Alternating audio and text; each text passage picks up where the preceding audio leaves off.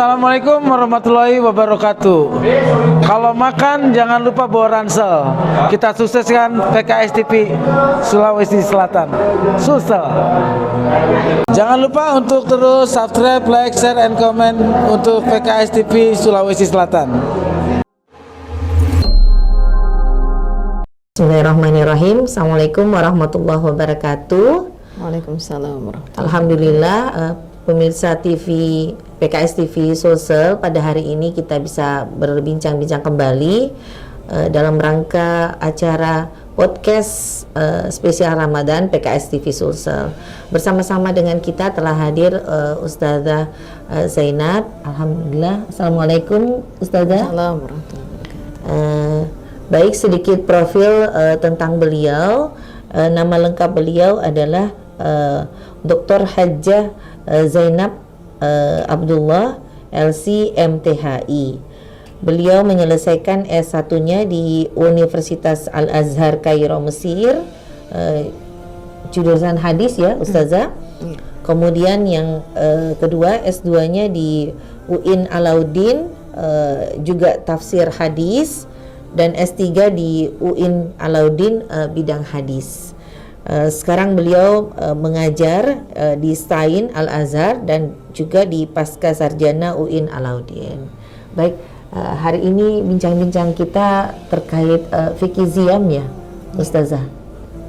Ya, mungkin sedikit ada muqaddimah. Tafadhal Ustazah. Baik, silakan. Bismillahirrahmanirrahim. Assalamualaikum warahmatullahi wabarakatuh. Waalaikumsalam. Alhamdulillahilladzi hadana lihada wa ma kunna linahtadiya laula an hadanallah. Asyhadu an la ilaha illallah wahdahu la syarika lah wa asyhadu anna Muhammadan abduhu wa rasuluh la nabiyya ba'da.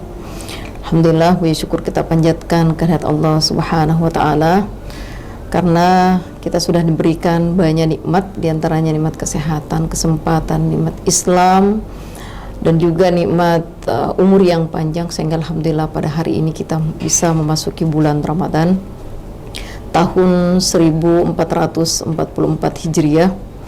Salawat dan salam senantiasa kita kirimkan kepada Nabi kita Muhammad sallallahu alaihi wasallam, Nabi yang telah menjadi qudwatun hasanah bagi kita semua, dan juga tidak lupa kita kirimkan kepada keluarga beliau, sahabat-sahabat beliau, serta orang-orang yang senantiasa istiqamah di jalannya. Baik, pada kesempatan ini kita akan membahas tentang fikih Siyam ya, atau fikih puasa. Ya, sebagaimana kita tahu bahwa fikih ya artinya paham ya. Jadi memahami hukum syariat dengan perbuatan. Jadi dengan perbuatan kita sehingga kita bisa memahami bahwa apakah yang kita lakukan ini hukumnya sunnah ataukah wajib, makruh, haram atau mubah. Kemudian Siyam atau puasa ya, kalau menurut bahasa dikatakan al-imsak, jadi as-saumu wal imsak ya, jadi menahan. Yang dimaksud di sini adalah al-imsaku anil muftirat ya, jadi segala menahan diri dari segala sesuatu, dari makan dan minum dan segala sesuatu yang membatalkan puasa, mulai dari terbit fajar sampai terbenam matahari, ma'an niyah, dengan niat. Ya. Kemudian ada juga ulama yang mengatakan bahwa al-imtina'u an syahwatai. Jadi sama halnya dikatakan bahwa puasa itu atau Siyam itu adalah menahan diri dari dua syahwat, ya, dua syahwat, yaitu syahwat al-batan wa syahwatul farj. Jadi syahwat perut dan juga syahwat faraj. Jadi dari sini kita bisa memahami bahwa segala sesuatu yang masuk ke dalam perut kita ya otomatis melalui tenggorokan, maka itu membatalkan puasa.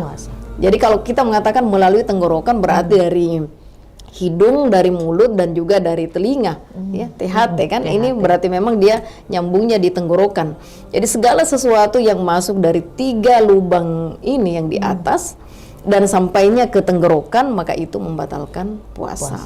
Kemudian dari bawah, jadi segala sesuatu yang masuk dari 2 lubang ya, baik itu lubang dubur maupun dalam lubang lubang kubul, maka itu membatalkan puasa. Ya, jadi kalau menurut dalam fikih, dalam kitab yang dikarang oleh Wahbah Zuhail dalam kitab Fikih Islam wa Adillatuh, itu dikatakan bahwa sekalipun itu bukan hanya berhubungan ya, bukan hanya berhubungan saja yang membatalkan puasa, tetapi segala sesuatu yang kita masukkan, apakah dia dalam berbentuk obat, ataukah mungkin jari kita yang kita masukkan ke dalam dubur atau ke dalam kubul kita, atau segala sesuatu yang kita masukkan. Kecuali ada juga ulama yang mengatakan al-fahs itu, jadi menggunakan alat. Ketika menggunakan alat mungkin misalnya orang yang hamil kan, yang biasa kita fahas, maksudnya mengukur kehamilannya, usia kehamilannya. Ya, usia kehamilan. Kemudian dengan menggunakan alat dan alat itu tidak masuk secara keseluruhan, maka itu tidak membatalkan. Ya, tetapi selain dari itu, batasnya sampai berapa? Iya. Berapa ukurannya, Ustazah? Ukurannya yang jelas ada sebagian di luar, ada sebagian di dalam, maka itu tidak membatalkan. Tidak membatalkan puasa. Tetapi berbeda dengan jari. Ya. Biasanya Kalau seumpama kita kita memasukkan jari, misalnya dengan mungkin mengukur alat kontrasepsi mungkin, atau kita ingin kalau biasa kita kalau di objin ingin mengetahui kembali bagaimana objin itu kan memasukkan jarinya untuk mengukur sampai seberapa jauh misalnya alat kontrasepsi yang ada di dalam, atau mungkin kondisinya. Bukan, misalnya kalau ibu-ibu hamil terus kemudian pergi ke dokter dokter kebidanan gitu, spesialis kebidanan, terus itu kan biasa memasukkan jarinya untuk menghitung sudah berapa jam. Kalau itu membatalkan. Itu membatalkan. Kalau jari yang dimasukkan berarti itu membatalkan. Tetapi kalau alat yang dimasukkan karena misalnya yang jelas spiral, alatnya IUD itu boleh, Ustazah? Tidak, maksud saya alat yang dimasukkan untuk mengukur. Untuk misalnya mengukur. Untuk mengukur. Dan jadi alatnya itu masih ada yang di luar dan ada yang ke dalam. Iya, maka menurut Wahbah Zuhaili itu tidak membatalkan. Tidak membatalkan. Iya, tapi ketika memasukkan sesuatu ke dalam atau mungkin dengan menggunakan misalnya, jari, ke rahim, atau mungkin lewat dubur, lewat maka dubur itu juga membatalkan. Misalnya ada beberapa obat-obat suppositoria, misalnya obat-obatan yang kita Obat-obatan gunakan. Otomatis tidak boleh. Tidak boleh. Tidak boleh memasukkan. Itu bisa membatalkan puasa di dubur. Iya. Sekalipun dia di dubur. Iya. Baik, kita lanjutkan. Iya. Selanjutnya tentang puasa, karena sebagaimana tentang keutamaan puasa, saya kira kita sudah memahami semua. Karena ibadah ini adalah ibadah yang kita sudah terbiasa ya, sudah terbiasa setiap tahun kita melakukan. Ya, jadi kita sudah terbiasa dengan dengan ibadah ini. Kemudian keutamaannya juga saya kira sudah viral, ya, sudah kita ketahui bersama bahwa syahrul siyam atau syahrul Ramadan huwa syahrul Quran ya. Bulan puasa itu adalah bulan Al-Quran, syahrul tarbiyah, bulan pendidikan, syahrul mubarak ya, bulan penuh dengan keberkahan, syahrul maghfirah ya, bulan yang penuh dengan keampunan ya, serta keutamaan yang lain. Ya, sebagaimana kita tahu bahwa ibadah kita di bulan Ramadan semuanya itu adalah ampunan. Ya, jadi ya apapun yang kita lakukan, karena dalam hadis dikatakan man shoma ramadhana imanan wahtisaban ghufira lahu ma taqaddama min dzambi. Jadi barang siapa yang berpuasa pada bulan Ramadan dengan penuh keimanan dan penuh kesungguhan, semata-mata hanya mengharapkan ridha Allah Subhanahu wa taala, maka akan diampuni dosanya ya. Dosanya yang lalu. Kemudian man qama ramadhana imanan wahtisaban, barang siapa yang beribadah, yang berqiyamul lail ya, melaksanakan sholat pada malam hari pada bulan Ramadan ya, imanan wahtisaban. Jadi syaratnya itu dengan penuh keimanan dan penuh kesungguhan, dengan keikhlasan, semata-mata hanya mengharapkan ridha Allah, maka akan diampuni dosanya. Bahkan dikatakan man qama lailatul qadar ya, imanan wahtisaban ghufira lahu ma taqaddama min dzambi. Jadi barang siapa yang bangun ya, melaksanakan ibadah pada malam Lailatul Qadar, ya, dengan penuh keimanan dan penuh kesungguhan, maka akan diampuni dosanya yang telah lalu.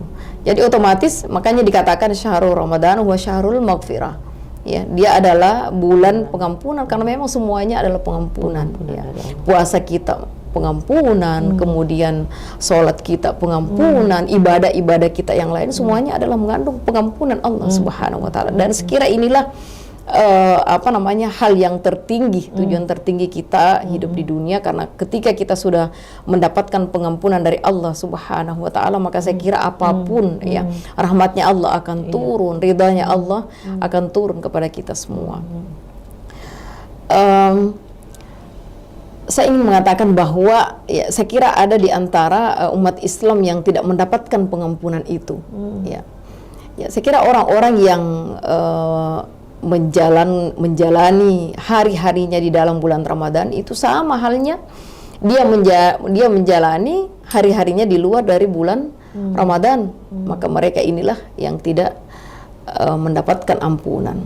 Oleh karena itu pada bulan Ramadan ini Allah ingin melihat hamba-hambanya, ya, bagaimana hamba-hambanya itu berlomba-lomba dalam melakukan kebaikan. Ya, karena saya kira banyak hal yang di dalam bulan Ramadan ini, ya, yang di luar dari bulan Ramadan kita hanya diberikan ganjaran atau pahala 10 kali lipat, tetapi di dalam bulan Ramadan itu diberikan kelipatan sampai 700 kali lipat. Ya.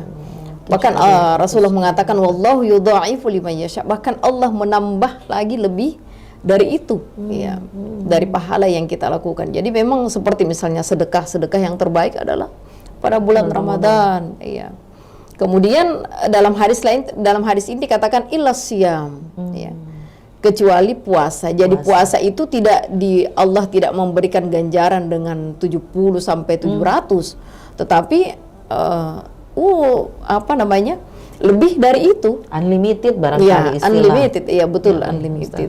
Ya, karena Allah mengatakan as-saumu li wa ana ajzibi, karena puasa itu untukku dan saya yang memberikan pahala dari puasa itu. Jadi melebihi dari 700 kali lipat ini yang Allah berikan. Tetapi saya kira bukanlah puasa yang abal-abal, saya kira ya. Tetapi bagaimana ketika kita berpuasa, ada tuntunannya. Ya, ketika kita berpuasa ya tetap harus melakukan berbagai macam ibadah, yaitu segala sesuatu yang disunnahkan, ya, hal-hal yang disunnahkan ketika kita berpuasa. Ya, otomatis saya kira hal-hal yang wajib kemudian disunnahkan, meninggalkan segala apa yang dimakruhkan, ya, jangankan yang diharamkan, yang dimakruhkan saja.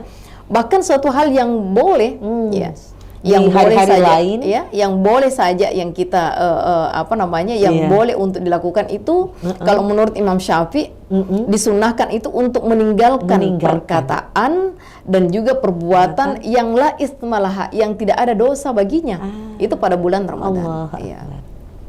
Misalnya hal-hal yang mubah, ya, misalnya terlalu banyak ngobrol, ya, terlalu banyak ngobrol yang tidak ada manfaatnya mungkin, ya, atau mungkin melakukan sesuatu yang boleh, yang maksudnya tidak mengandung sebenarnya dosa. Hukumnya boleh, ya, tidak mengandung dosa. Tidak mengandung dosa, ya, tetapi ketika dalamnya bulan Ramadan maka itu disunnahkan untuk ditinggalkan.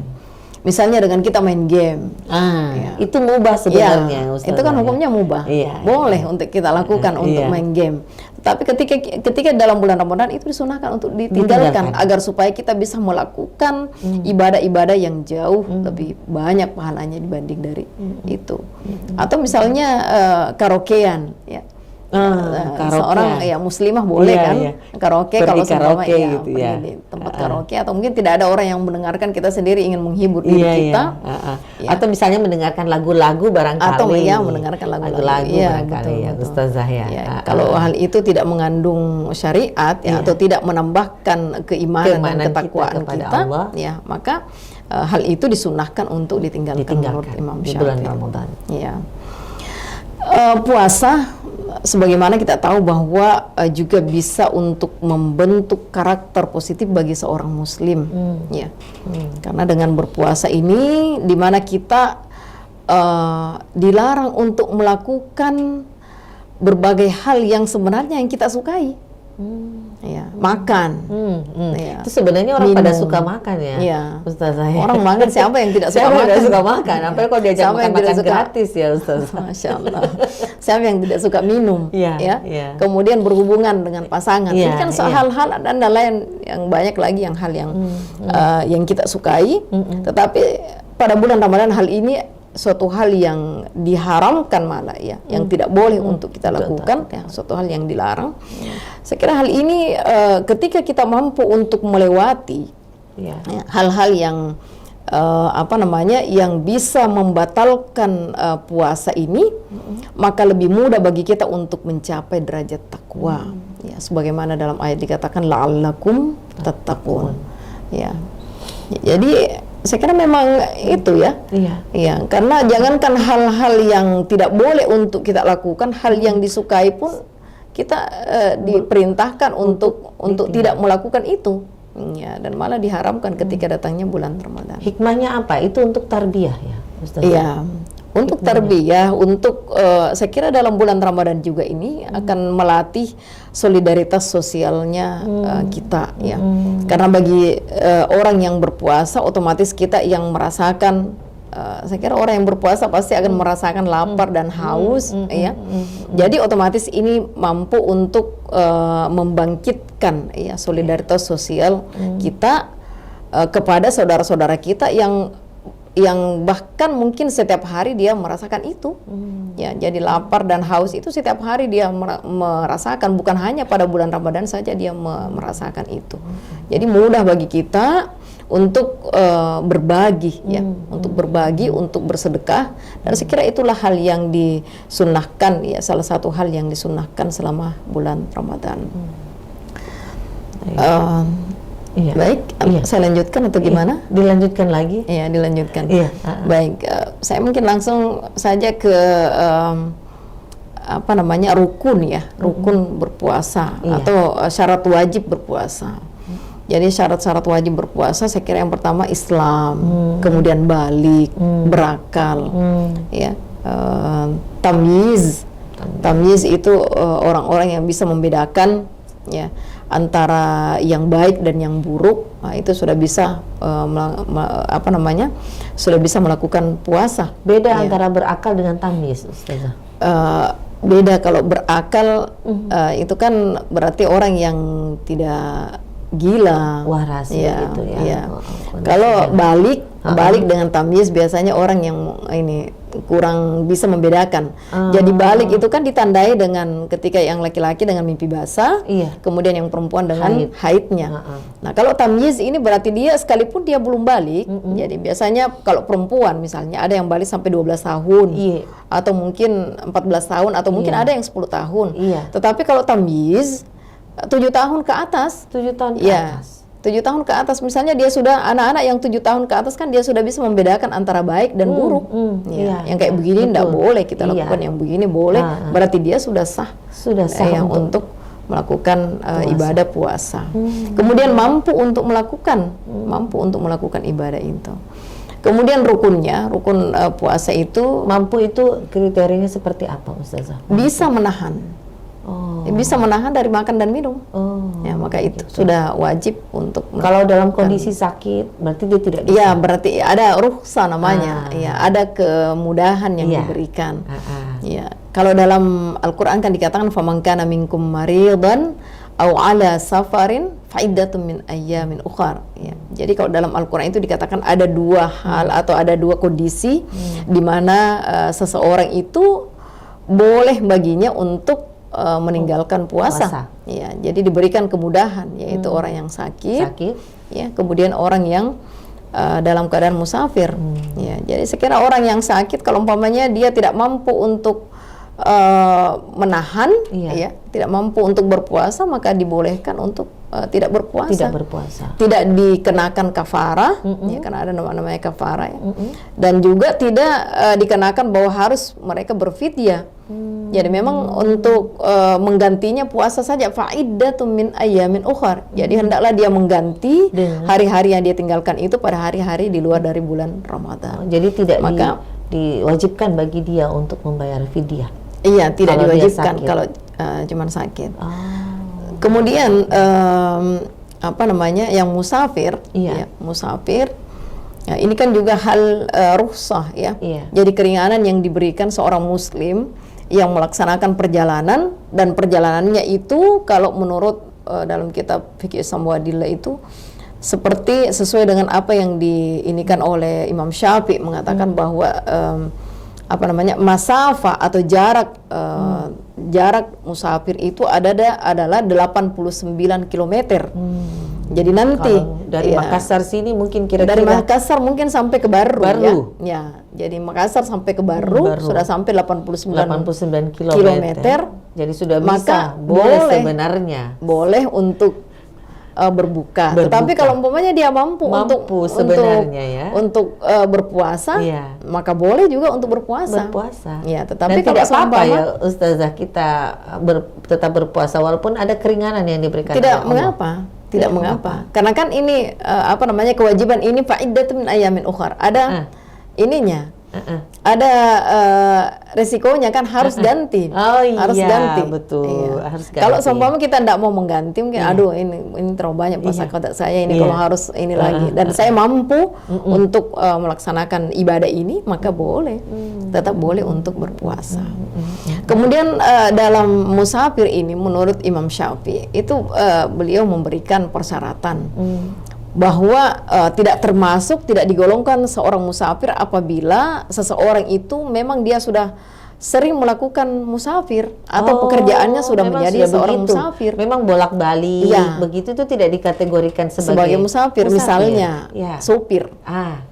Betul. Sopir ini kan, apalagi kalau sopir lintas kota. Makassar Baru misalnya, atau Makassar Parepare dan seterusnya. Otomatis seorang yang selalu melaksanakan apa namanya, sudah menjadi pekerjaannya itu kan sudah hal yang biasa. Jadi otomatis sudah tidak menjadi hal yang tabu baginya untuk melaksanakan musafir.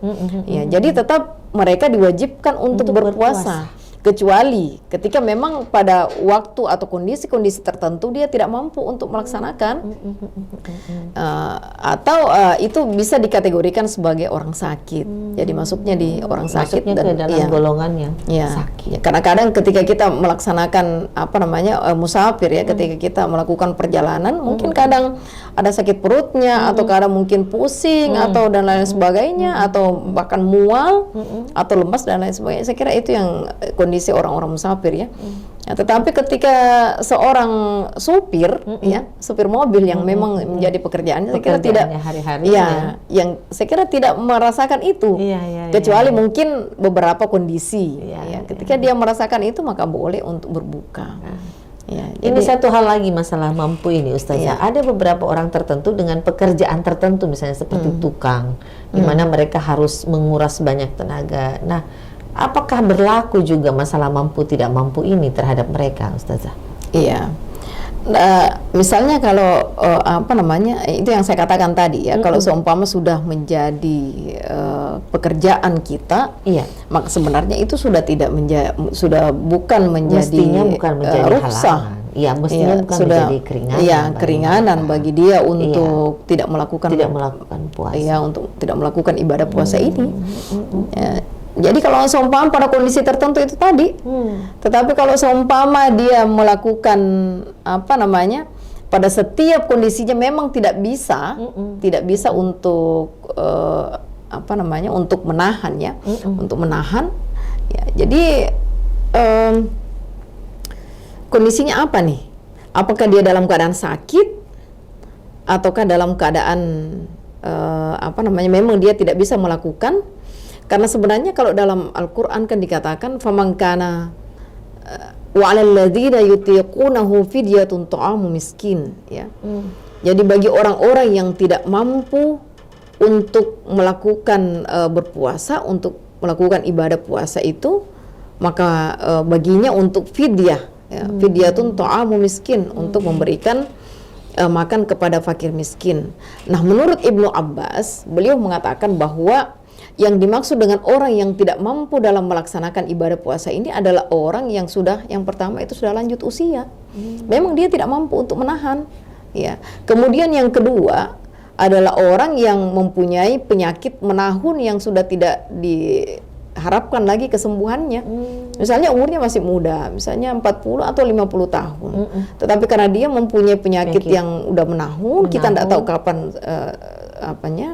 kapan sembuhnya ini penyakit, maka inilah yang bisa dibayar dengan berfidyah, ya, bukan dengan mengganti. Tetapi bagi seorang pekerja tadi ini, saya kira kan itu bisa memilih. Nah, memilih, misalnya pada bulan Ramadan, waduh, saya kayaknya kalau bulan Ramadan, ketika saya bekerja sebagai buruh, otomatis nanti saya tidak bisa berpuasa, maka bisa dia memilih nanti pada waktu setelah Ramadan baru melakukan pekerjaan itu, atau mungkin sebelum Ramadan itu digenjot kan, itu seperti itu. Ya, jadi saya kira seperti itu. Allahu a'lam bishawab. Ustazah. Lanjut lagi Ustazah. Baik. Baik. Kita masuk kepada sunnah, ya. Kepada sunnah. Ini tadi rukunnya kayaknya belum. Jadi rukun dari berpuasa itu ada dua, ya. Ada dua, yaitu yang pertama niat, kemudian yang kedua menahan diri dari segala hal yang membatalkan puasa, ya. Mulai dari termasuk makan dan minum, mulai dari terbit fajar sampai terbenam matahari. Kemudian dari sunnah-sunnah berpuasa. Ya, jadi saya kira yang pertama adalah sahur. Ya, jadi kita disunnahkan untuk melakukan sahur. Dalam hadis itu dikatakan tasahharu fa inna fis sahuri barakah. Bersahurlah kalian karena sesungguhnya dalam sahur itu ada berkah. Bahkan dalam hadis lain dikatakan innallaha wa malaikatahu yusalluna ala man alal innallaha wa malaikatahu yusalluna alal mutasahhirin. Ya, sesungguhnya Allah dan para malaikatnya itu memberi salawat, berdoa kepada orang-orang yang bersahur. Jadi memang waktu sahur itu adalah hal yang sangat yang sangat baik, ya. Jangankan di bulan Ramadan, waktu yang terbaik bagi seorang muslim itu kan adalah pada waktu sahurnya untuk melaksanakan istighfar dan ibadah-ibadah yang lain. Nah, apalagi ketika masuknya bulan Ramadan. Bahkan dikatakan sekalipun walau jur'atamain, sekalipun kita tidak mau sahur, ya, sekalipun kita masih kenyang biasa begitu, ya, tetap disunahkan untuk bangun, sekalipun kita hanya maksud saya tetap disunahkan untuk bersahur, sekalipun itu hanya seteguk air. Ya, itu karena memang sangat sangat baiknya waktu sahur itu. Ya.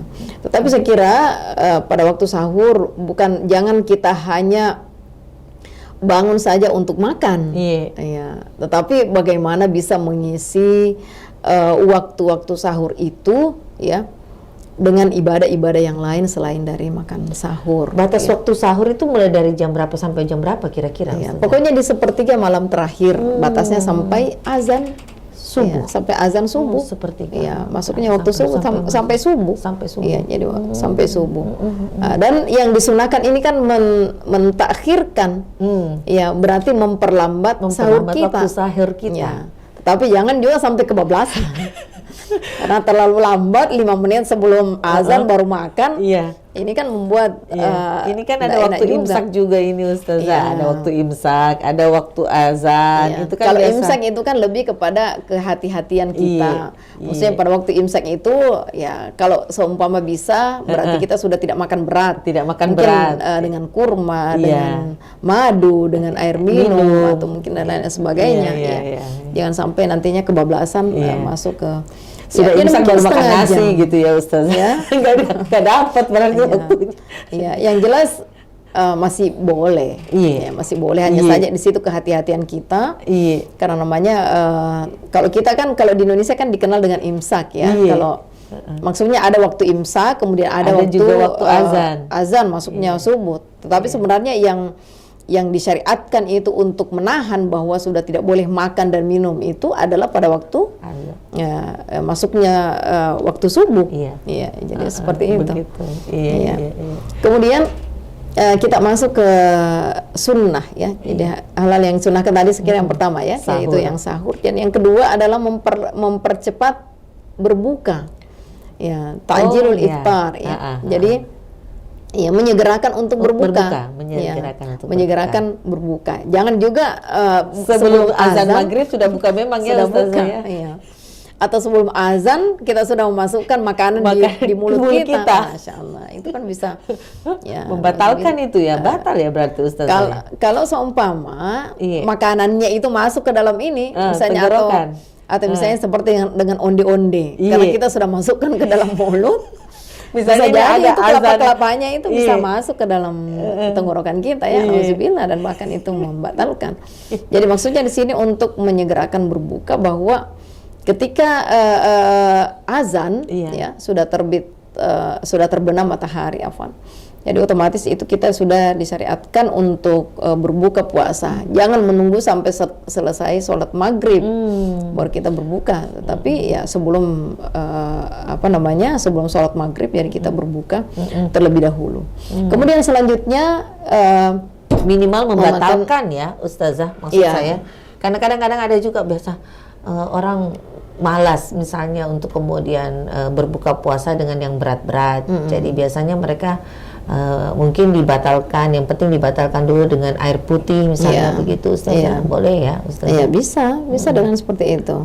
Dan yang selanjutnya itu yang disunahkan adalah berbuka dengan kurma atau seteguk atau dengan air. Ya, berbuka dengan kurma atau dengan air atau mungkin apa saja. Ya. Jadi saya kira yang apa yang tersedia gitu ya. Yang disunahkan itu saya kira kurma. Kemudian kalau tidak ada kurma berarti air putih. Maksudnya di sini yang duluan yang kita dahulukan untuk masuk ke dalam mulut kita. Betulkah itu harus yang manis-manis kayak sirup begitu Ustazah? Tidak mesti ya. Ya tidak mesti. Yang jelas manis. Iya. Tetapi memang dalam ini ada juga yang mengatakan seperti itu, kalau seumpama tidak ada, yang penting yang pertama itu adalah kurma. Kita carinya kurma terlebih dahulu. Kalau tidak ada kurma kemudian kita cari air minum. Ya. Kalau tidak ada air minum berarti kita cari yang manis-manis. Gula-gula? Iya, termasuk gula-gula. Permen bisa, sirup bisa, es buah bisa. Pisang hijau bisa dan lain sebagainya. Masya Allah, kita melakukan berpuasa makanan yang kita cintai. Iya. Kira-kira gitu. Ya, kalau seumpama kita tidak mendapatkan apa-apa, ya. 2 hari kemarin ini saya juga mengalami seperti itu. Saya masih di perjalanan, sementara tidak bawa bekal sama sekali. Ya. Jadi kita niat berbuka saja. Jadi kita baca Allahumma laka sumtu bika amantu wa la rizqika aftartu dhahaba dhamma wa btallatil uruq wa thabatal ajr insyaallah. Bismillah, saya berbuka. Kita telan aja ini ya ini. Boleh begitu ya Ustaz ya? Boleh, yang jelas kita niatnya kita niatnya berbuka. Mau ini juga mau singgah, kita enggak tahu mau singgah di mana, enggak ada yang ini kan. Enggak ada yang yang sudah buka. Kalau ini orang semua sibuk dengan berbuka. Ya, jadi dengan niat seperti itu pun maka boleh. Ya. Itu sudah sah bahwa kita berbuka ya Ustazah ya. Bahkan pernah saya mendengarkan bahwa Ali bin Abu Thalib itu pernah pada waktu dia berbuka malah tidak ada sama sekali yang dia bisa berbuka. Maka caranya beliau untuk membatalkan puasa itu dengan berhubungan. Karena sudah tidak ada makanan sama sekali. Maka boleh juga seperti itu. Begitu. Jadi yang jelas yang jelas bagaimana caranya kita ada niat untuk berbuka puasa. Tidak ada makanan, udahlah dengan niat saja. Dengan niat saja gitu ya. Masya Allah. Saya kira seperti itu. Kemudian selanjutnya bahwa bertilawah Al-Quran, bertilawah Al-Quran wa mudarasatuhu, mempelajari Al-Quran, memahami Al-Quran, mentadabburi Al-Quran, menghafal Al-Quran juga. Ya, maksudnya kita bermuamalah dengan Al-Quran dalam keadaan apapun. Bagi kita mungkin yang tidak mempunyai apa namanya, yang belum bagus cara membaca Al-Qur'an kita. Jadi dengan mempelajari tahsinnya, mempelajari tajwidnya, maka itu juga banyak pahalanya. Ya, jadi bukan cuma bertilawah Al-Qur'an. Kan kalau di dalam apa namanya, di luar dari bulan Ramadan itu dikatakan wala aqulu alif lam mim harfum, ya. Rasulullah mengatakan, saya tidak mengatakan alif lam mim itu satu huruf, tetapi alif satu huruf, lam satu huruf, mim satu huruf, dan satu huruf ini diganjar bi asyri amsalihha, ya, diganjar dengan 10 kali lipat. Itu di luar dari bulan Ramadan. Ketika di dalam bulan Ramadan, pada bulan Ramadan berarti ini dikalikan sampai 70 kali lipat, bahkan sampai 700 kali lipat. Subhanallah. Ya, jadi bagaimana kalau semua kita bisa menghatamkan Al-Quran sampai lebih dari 1 kali? Saya kira suatu hal yang harus kita lakukan, ya, bahwa pada bulan Ramadan itu kita wajib untuk menghatamkan Al-Quran, ya. Sekalipun ini bukan hukumnya wajib, ya, tetapi kita mengazamkan diri kita karena memang bulan Ramadan itu adalah syahrul Quran, ya, bulannya Al-Quran. Ya, jadi bagaimana kita bisa mengazamkan diri kita untuk menghatamkan Al-Quran minimal 1 kali, ya. Minimal itu paling minimal ya Ustazah, ya, minimal 1 kali dalam, maksimal mungkin 8 kali Ustazah. Ya, bahkan kalau ulama salafus saleh kita, ya, seperti Imam Syafi'i itu kan, karena mereka ulama-ulama kita ini mereka memang mempersiapkan dirinya itu jauh sebelum masuknya bulan Ramadan. Ada yang sampai 6 bulan sebelum masuknya bulan Ramadan itu mereka sudah mempersiapkan dirinya untuk menyambut bulan Ramadan. Maksudnya pada siang dan malam harinya itu sudah beliau samakan dengan bulan Ramadan. Oleh karena itu ketika bulan Ramadan, saya kira hal yang tidak mustahil ketika dalam kitab dikatakan bahwa Imam Syafi'i itu mampu untuk menghatamkan Al-Quran sampai 60 kali dalam bulan Ramadan. Iya, jadi dalam 1 hari 24 jam itu dia sudah hatamkan 2 kali. Gitu. Kalau kita mungkin waduh, kapan tidurnya? Betul. Iya, kapan apa namanya? Tapi beliau juga adalah penghafal Quran. Iya, beliau penghafal Al-Quran. Iya. Jadi saya kira caranya juga agar supaya kita tetap bisa bermuamalah dengan Al-Quran sekalipun kita dalam keadaan sholat. Kalau Al-Quran yang kita tidak hafal, boleh dengan membuka Al-Quran, kita lanjutkan bacaan kita. Kita lanjutkan bacaan kita. Misalnya sholat, jangankan dalam sholat wajib, sholat sunnah misalnya, sholat duha, ya, duha 8 rakaat sampai 10 rakaat. Nah, ketika kita membaca setiap rakaat 1 lembar, berarti otomatis selesai kita sholat duha sudah selesai 1 juznya. 1 juznya, iya, selesai 1 juz. Iya. Kalau 10 belum rakaat, lagi, iya, belum lagi pada waktu sholat tahajudnya, belum sholat wajib yang lain atau sholat sunnah yang lain, sholat haji, sholat taubat. Sunah itu kiat-kiat ya Ustazah bisa menyelesaikan tilawah Quran kita, bisa menyelesaikan Al-Quran lebih dari, saya kira bisa, kalau itu yang kita lakukan, apalagi bagi kita seorang perempuan, ya, bagi kita yang masih masa subur, saya kira ada masa di mana kita betul tidak sholat ya, dalam keadaan haid. Nah, haidnya perempuan itu kan sampai maksudnya pada umumnya adalah 7 hari, 1 pekan. Tapi biasa juga ada sampai panjang, sampai 10 hari. Sampai 15 hari, Mbak. 15 hari, Tapi kita ambil saja seumpama pada umumnya itu adalah 1 minggu atau 7 hari. Kalau seumpama dengan kita hanya mampu untuk membaca Al-Quran 1 hari 1 juz, berarti otomatis tidak khatam. Ya, karena cuman berapa itu 23 hari. Berarti cuman 23 juz, itu pun kalau kita istiqomah. Jadi memang bagaimana pada bulan Ramadan ini kita bisa memaksimalkan waktu kita, ya, untuk senantiasa bermudarasah, ya, bermuamalah dengan Al-Qur'an. Ya, terutama dalam bertilawah Al-Quran. Ya, jadi boleh juga dengan memahami, saya kira semuanya mendapatkan pahala, mentadaburinya, menghafalkan. Ya. Bagi kita yang dalam keadaan lagi tidak sholat mungkin, dalam keadaan haid, jadi boleh dengan mendengarkan tilawah, ya, dengan mendengarkan tilawah dan mengikutinya. Mungkin bagi kita yang sudah menghafal Al-Quran, maka juga dibolehkan untuk tetap bermuamalah dengan Al-Quran.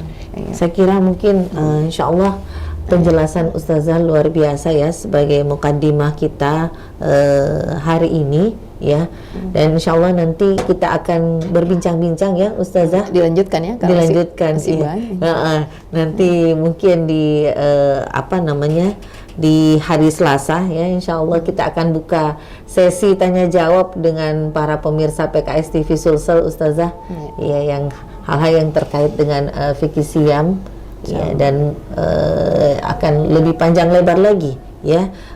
Ustazah Zainab akan menjelaskan kepada kita hal-hal yang terkait dengan puasa ya. Insyaallah. Ya, terakhir mungkin ada yang ingin disampaikan Ustazah kepada para pemirsa PKS TV Sulsel. Baik. Para pemirsa PKS TV yang dirahmati Allah Subhanahu wa taala. Ya, jadi mari kita mengisi waktu-waktu kita di dalam bulan Ramadan ini ya dengan baik ya, dengan penuh dengan ibadah kepada Allah Subhanahu wa taala dalam rangka untuk mendekatkan diri kepadanya agar supaya kita bisa mendapatkan pengampunan ya dari Allah Subhanahu wa taala dan menjadikan Ramadan kita pada tahun ini adalah Ramadan yang lebih baik atau Ramadan yang terbaik dari Ramadan-Ramadan sebelumnya. Karena kita tahu bahwa bulan Ramadan ini adalah bulan yang kita sudah terbiasa ya. Tetapi senantiasa kita harus terus belajar dan belajar ya. Dan ilmu yang kita dapatkan bukan hanya sebagai ilmu saja, tetapi bagaimana fikih puasa itu betul-betul kita memahami ya, dan bisa kita mengamalkan agar supaya apa yang kita lakukan itu mendapatkan pahala di sisi Allah Subhanahu wa taala, karena memang mempunyai dua syarat ya.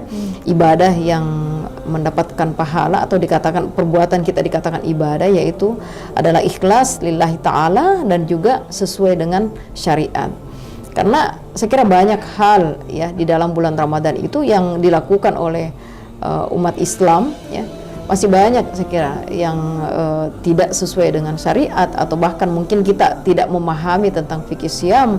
Maka oleh karena itu tetap kita harus senantiasa harus mempelajari ya, harus memahami tentang fikih siam ini agar supaya apa yang kita lakukan sesuai dengan apa yang diinginkan oleh Allah dan Rasulnya, dan insya Allah akan mendapatkan pahala di sisi Allah Subhanahu wa taala.